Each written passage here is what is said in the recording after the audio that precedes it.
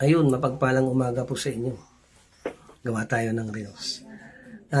Mayroon akong binahagi dito na langis kay Manong, yung panday namin na gumagawa ng extension sa sala. Yun, at yung kwento niya sa akin, bago siya mag-alis sa bahay niya, nagdadasal po siya. Tapos, ang ginagawa niya sa langis, pinapahid niya sa katawan. Yun yung purpose kasi yun, para madipinsahan si Manong sa mga aksidente. No? Magkakaroon ng kaba ng katawan.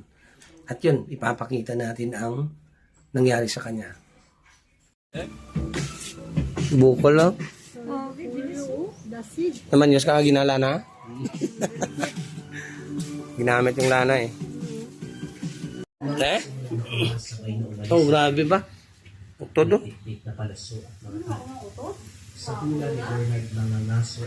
Naina ka lang na. Lubong sa tulaan mo.